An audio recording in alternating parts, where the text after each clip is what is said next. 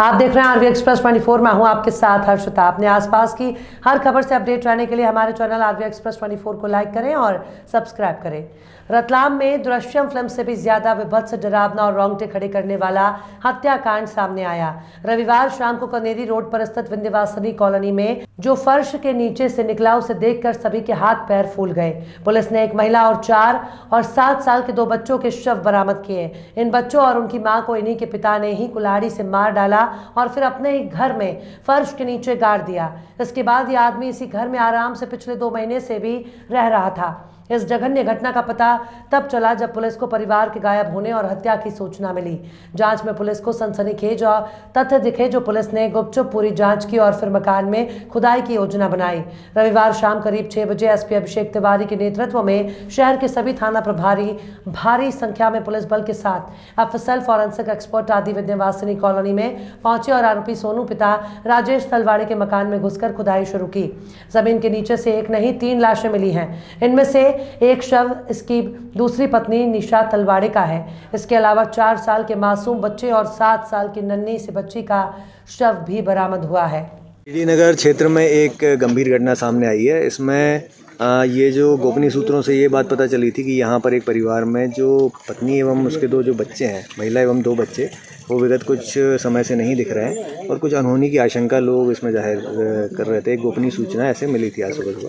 इस पर उसके जो इस परिवार का जो मुखिया, जो पति है, उसको हिरासत में लेकर उससे पूछताछ की गई थी। तो कुछ समय के बाद उसने स्वीकार किया कि उसके द्वारा एक गंभीर घटना कारित की गई, जिसमें उसने अपनी पत्नी तथा 2 बच्चों की हत्या कर दी है।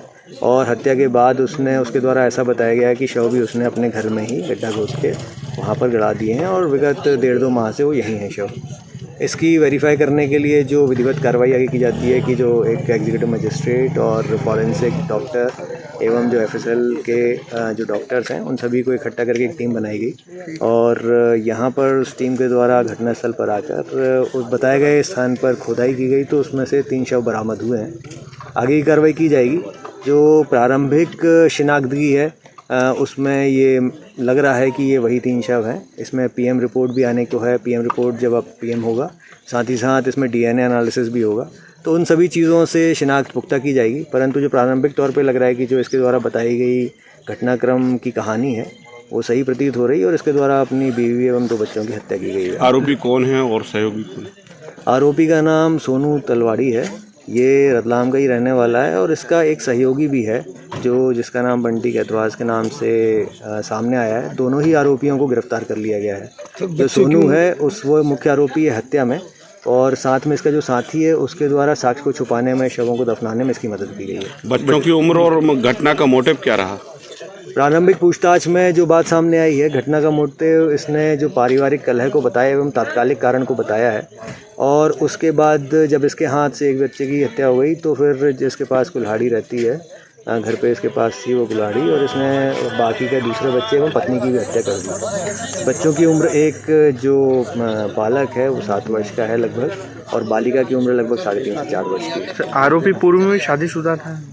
हाँ, ये बात सामने आई है प्रारंभिक पूछताछ में कि ये दूसरी पत्नी है एक तरह से आरोपी की। इसका पहले भी एक विवाह हुआ था और जिसका कोई प्रकरण चल रहा है अलगाव के बाद, और उसमें मेंटेनेंस ही दे रहा है, ऐसा इसने खुद अपने कथनों में बताया है जो पूछताछ में। इसको भी हम आगे वेरीफाई। बैकग्राउंड क्या रहा होगा इनका? बैकग्राउंड क्या है?